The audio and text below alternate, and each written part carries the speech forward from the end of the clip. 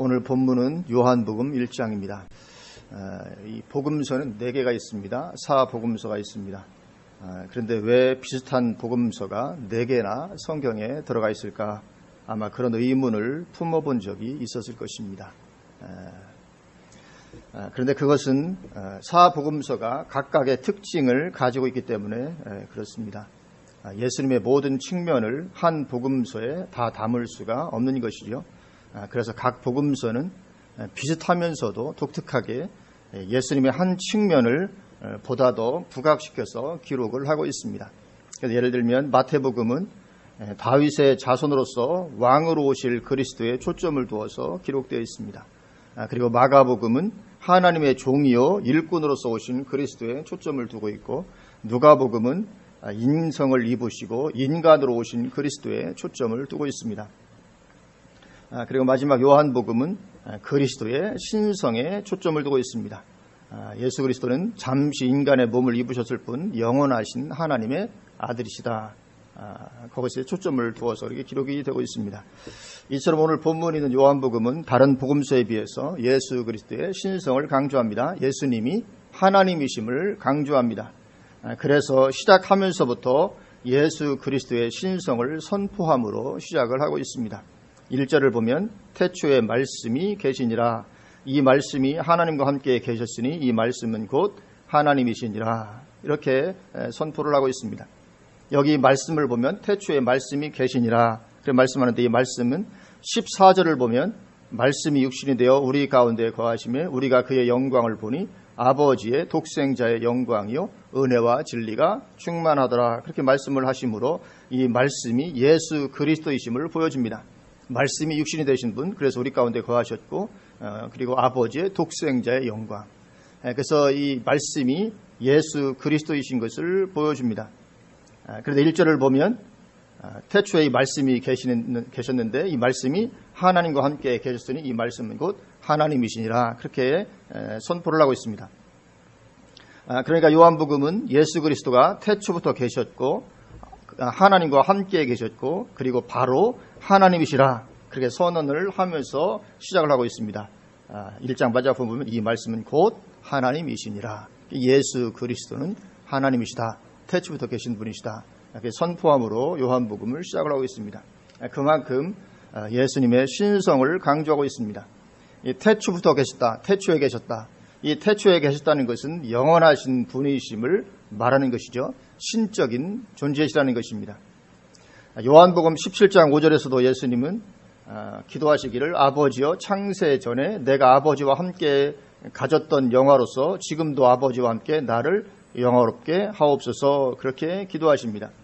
창세 전에 내가 아버지와 함께 계셨던, 함께 가졌던, 창세 전부터 계셨던 영원하신 하나님이시라는 거죠. 창세 전부터 계셨다면 그분은 영원하신 하나님이요 신적인 존재라는 것이 되는 것입니다. 그렇게 예수님은 창세 전부터 계신 하나님이십니다. 그런데 이 오늘날 이 진리가 많은 도전을 받고 있습니다. 예수님을 하나님이 아닌 인간의 차원으로 끌어내리려고 합니다. 여호와의 증인이 그러하고, 여호와의 증인에서는 예수님의 신성을 부인하죠. 여호와의 증인이 그러하고 또 현대 자유주의 신학이 그러합니다. 그래서 WCC가 위험한 이단인 것입니다. 자꾸 예수님을 인간의 차원으로 끌어내리려고 하기 때문에 그렇습니다. 역사적 예수, 예수님을 역사 속에 가둬두려고 하는 그런 시도들을 하고 있습니다. 그러나 오늘 본문은 예수님에 대해서 선포하기를 그분은 하나님이시다. 이렇게 선포를 하면서 시작하고 있습니다. 그런데 오늘 본문에서 왜 예수 그리스도를 말씀이라고 표현하고 있을까? 태초에 말씀이 계시니라. 왜 예수님을 말씀이라고 표현할까? 초대교회 당시는 헬라 문화가 세계를 장악하고 있던 그런 시대였습니다. 정치적으로는 로마 시대였지만 문화적으로는 헬라 문화가 대세였습니다. 아마 로마 사람들이 정치적으로는 대단했지만, 군사적으로는 대단했지만 문화적으로는 좀 별 볼 일 없었던 것 같아요. 그래서 문화적으로는 헬라 문화가 대세였고, 그래서 언어도 헬라어가, 지금의 그리스도죠, 헬라어가 대세였고, 그래서 신약 성경도 헬라어로 쓰여졌죠. 그만큼 헬라 문화가 대세인 그런 시대였습니다.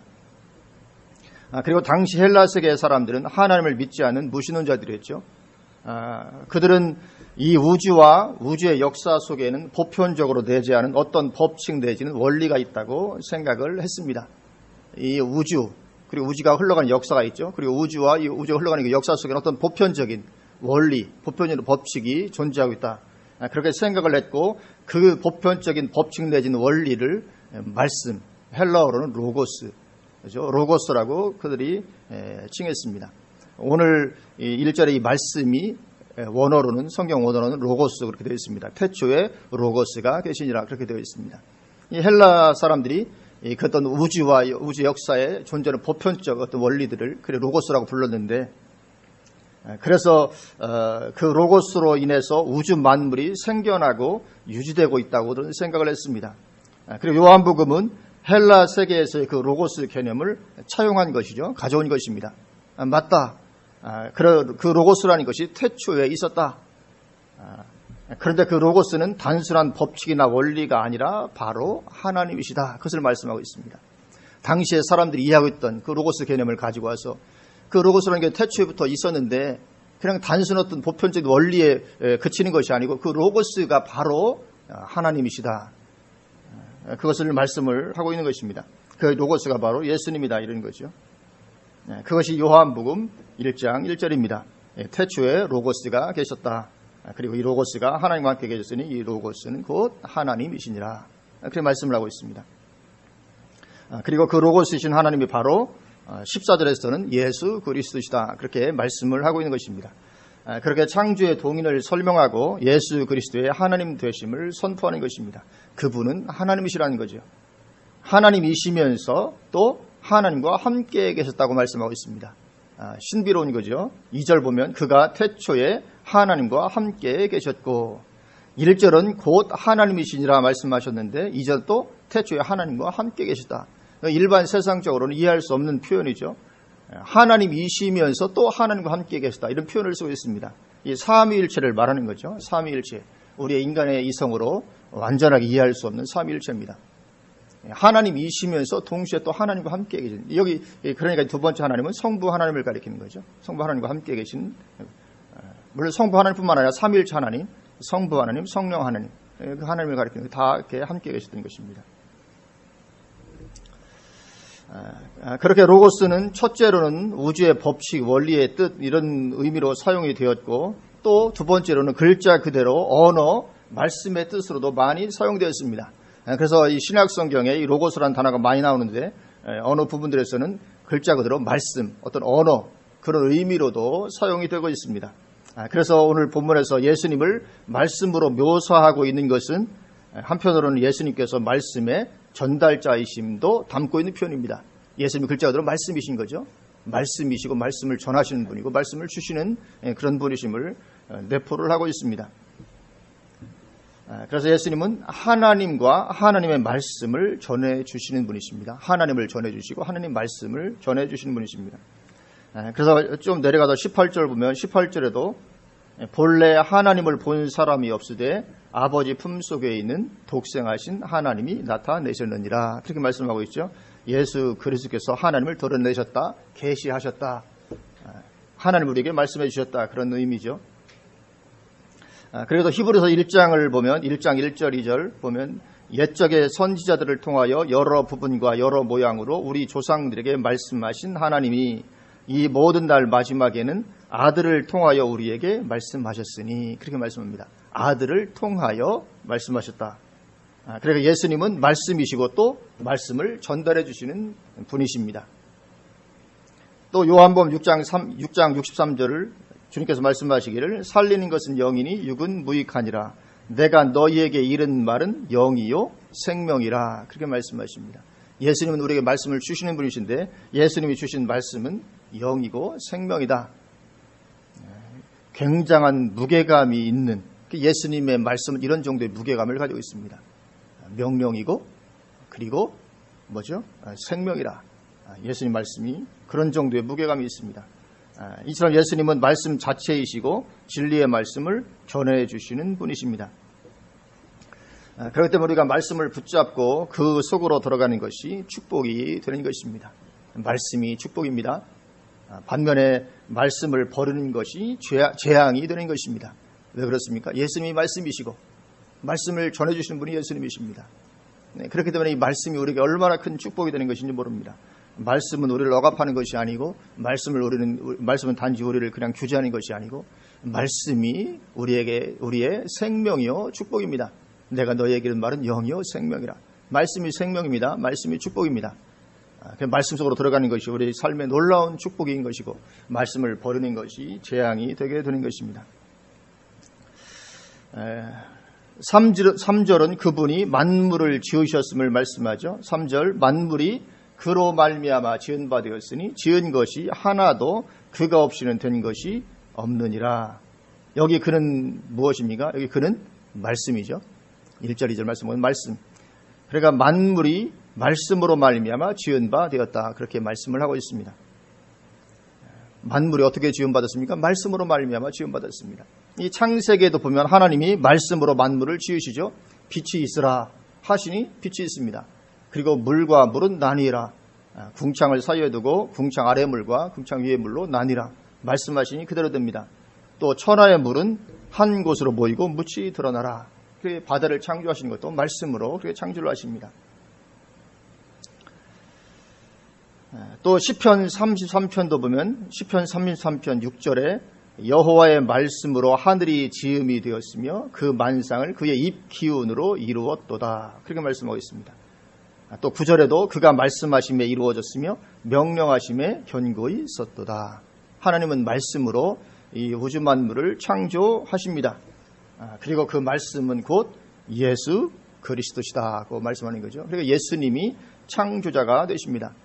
하나님 말씀으로 창조하셨는데 그 말씀은 곧 예수님이라고 말하고 있습니다. 예수님이 창조자가 되시는 거죠.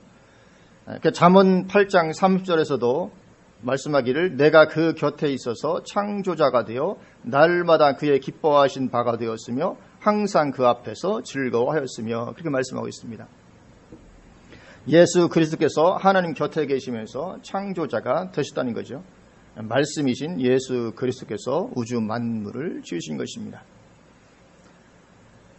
우주 만물을 지으신 분이 이처럼 우리의 하나님이 되심을 성경은 우리에게 말씀을 해주고 있습니다. 이 우주 만물이 저절로 생겨날 수가 없는 것입니다. 세상 사람들은 우주 만물이 저절로 생겨났다고 말을 하지만 그래서 이 빅뱅에 의해서 우주가 만들어졌다고 말하지만 그러나 하나님 없이 빅뱅이란 있을 수가 없는 것입니다. 아니 하나님이 계시지 않고 어떻게 빅뱅에 의해서 이 우주 만물이 놀랍게 이렇게 창조가 될 수 있습니까? 가능하지 않죠.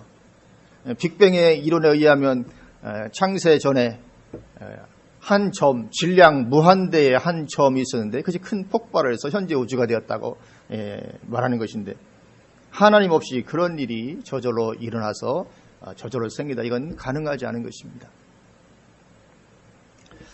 로마서 1장에서도 말씀하는 것처럼 우주 만물이 창조주의 계심을 선포하고 있습니다. 물론 인간의 타락으로 말미암아 피조세계도 하나님께서 처음에 창조했던 그 처음의 모습을 잃어버렸습니다. 그래서 잃어버린 그런 처음의 모습을 잃어버린 가운데 있지만 그럼에도 불구하고 창조주의 계심을 드러내기에는 부족함이 없습니다. 우리가 정직한 마음으로 우주 만물을 바라보면 이 창조주의 계심을 부인할 수 없는 것입니다. 그리고 창조주가 창조주의 존재를 계시해 주지 않고 숨어 있을 리가 없는 것이죠. 만약에 정말 창조주가 계신다, 예수님 안 믿는 기독교의 하나님을 믿지 않는 그런 사람들 중에도 이 조물주의 존재를 인정하는 사람들이 있습니다.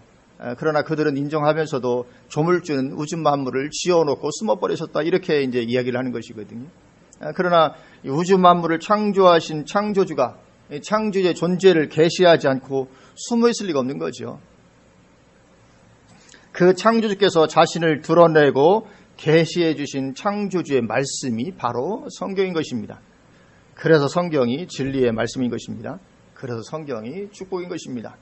하나님을 우리에게 드러내고 계시해 주신 책이 성경인 것입니다. 그래서 우리가 하나님의 말씀 속으로 들어가는 것이 축복인 줄로 믿습니다. 그리고 이제 중요한 말씀을 하십니다. 4절, 우리 4절 말씀을 우리 같이 한번 한 목소리로 봉독하십니다. 그 안에 생명이 있었으니 생명은 사람들의 빛이라. 아멘. 그 안에 생명이 있었다. 여기 그는 무엇입니까? 그는 말씀이자 창조주이신 예수 그리스도를 가리킵니다. 말씀이자 창조자이신 예수 그리스도 안에 생명이 있다는 것입니다. 그래서 예수님께서 만드신 우주 만물이 지금 생명을 가지고 살아서 움직이고 있는 것입니다. 예수님이 생명의 근원이 되시기 때문에 그렇습니다.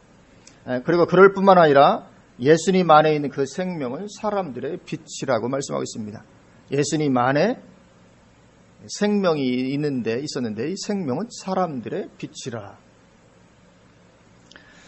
그래서 그렇기 때문에 그 생명이 없으면 사람은 어둠일 수밖에 없다는 것입니다. 예수님 안에 있는 생명이 사람들의 빛이기 때문에 그 생명이 없으면 당연히 인생은 어둠일 수밖에 없는 것입니다.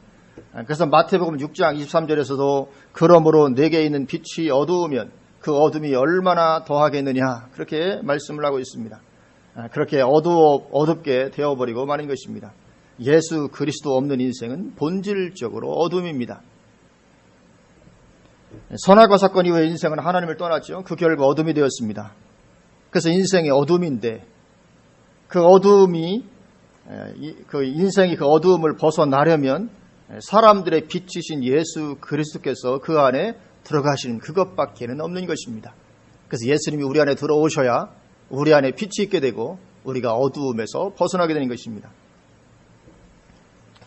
선악과 사건 이후에 그렇게 어둠 가운데 있는 인생들에게 빛이요 생명 되시는 예수 그리스도께서 오신 것입니다. 빛이 어둠의 빛인 거죠. 5절 빛이 어둠의 빛이 돼 어둠이 깨닫지 못하더라. 예수님이 이 땅에 오신 사건은 빛이 어둠의 빛인 사건입니다. 온 세상이 어둠 가운데 있었는데 빛 되신 주님께서 오신 것입니다. 어둠의 빛인 것입니다. 그런데 어둠은 그것을 깨닫지 못하고 거부하고 배척하게 됩니다. 왜 그렇습니까? 왜냐하면 요한복음 3장 19절에 말씀하기를 그 정죄는 이것이니 곧 빛이 세상에 왔으되 사람들이 자기 행위가 악함으로 빛보다 어둠을 더 사랑한 것이니라. 그렇게 말씀합니다. 빛이 세상에 왔으되 빛이 예수님이 왔지만 사람들이 자기 행위가 악함으로 빛보다 어둠을 더 사랑했다. 이 어둠을 사랑하는 이 본성이 깊이 뿌리박혀 있는 것입니다. 그래서 찬란하게 빛이 나는 예수 그리스도를 거부하는 것입니다. 그러다가 마침내 영원한 어둠으로 들어가 버리게 되고 마는 것이죠. 그래서 우리가 빛 대신 그리스도를 모시고 살게 되었다는 것이 얼마나 우리가 은혜와 축복을 받은 것인가 하는 것을 보게 되는 것입니다. 그렇게 사람들의 빛이신데 예수님은 사람들의 빛이신 그 생명이 이 땅에 오셨고 그래서 이제 이 생명의 빛에 대하여 선포하는 사람들이 필요하죠. 선포하는 사람들이 필요합니다. 물론 예수님께서 세상에 계셨을 때는 직접 선포하셨습니다. 예수님이 말씀이시니까. 예수님이 이 땅에 계신 동안은 직접 선포하십니다. 그러나 예수님이 계시기 이전과 이후로는 성령께서 사람들을 통해서 선포하십니다. 그래서 그러한 선포자가 필요한 것이죠. 그래서 예수님 오시기 직전에는 침례 요한이 그 일을 하였습니다. 그래서 6절, 7절 그 말씀이죠. 6절 보면 하나님께로부터 보내심을 받은 사람이 있으니 그의 이름은 요한이라. 그가 증언하러 왔으니 곧 빛에 대하여 증언하고 모든 사람이 자기로 말미암아 믿게 하려 함이라. 이 빛에 대하여 증언할 사람 반드시 필요한 것이죠. 예수님 보내십니다. 하나님이 보내십니다. 빛에 대하여 증언하고 모든 사람이 자기로 말미암아 믿게 하려 함이라. 이 생명을 주는 빛을 증언하는 것이죠. 그렇게 하나님께서 선포자를 보내십니다. 또 선포자를 일으켜 세우십니다.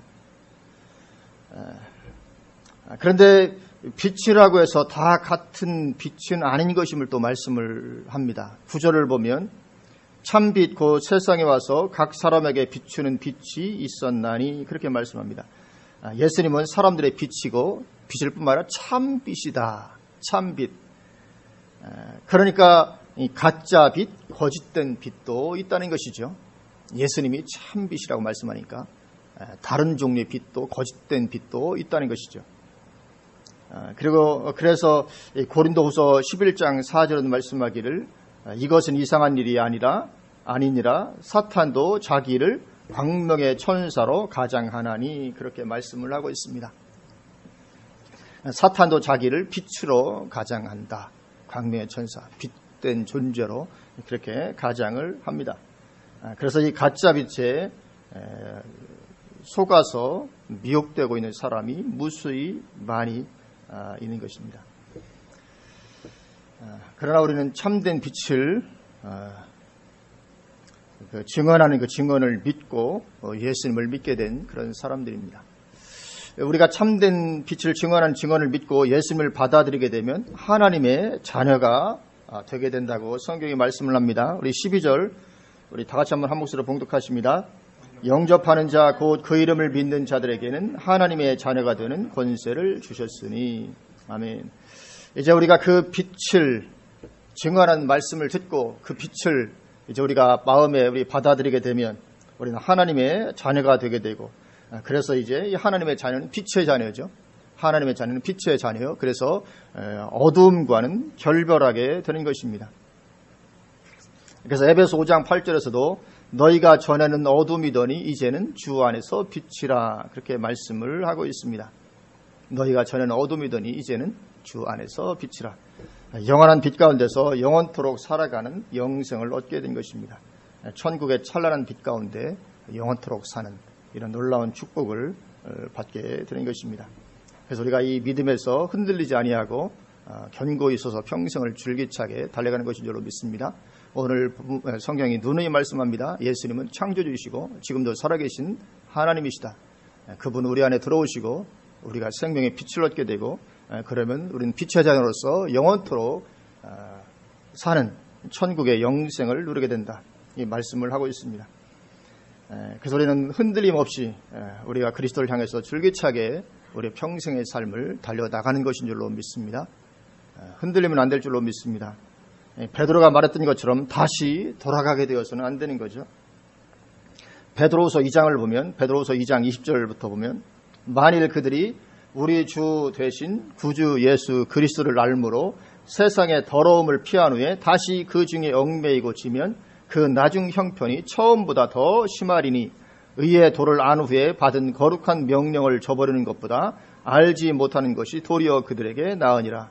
참된 속담에 이르기를 개가 그 토했던 것에 돌아가고 돼지가 씻었다가 더러운 구덩이에 도로 누웠다 하는 말이 그들에게 응하였도다. 그렇게 말씀하고 있습니다. 이 돌아가는 일이 있을 수 있다. 그리고 돌아갈 바에는 차라리 처음부터 안 믿었던 것이 더 나을 뻔하였느니라. 그렇게 말씀을 하고 있습니다. 돌아가게 되면 다시 영원한 어두움 속으로 떨어지게 되고 마는 것입니다. 그래서 우리는 우리 속에 빛이 있는 줄로 믿습니다. 내가 예수 믿는 사람이라면 우리 안에 빛이 있습니다.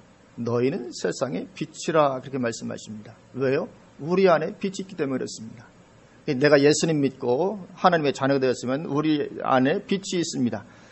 그 빛이 우리는 어두워지지 않고 더욱더 밝게 빛나도록 그렇게 해야 될 줄로 믿습니다.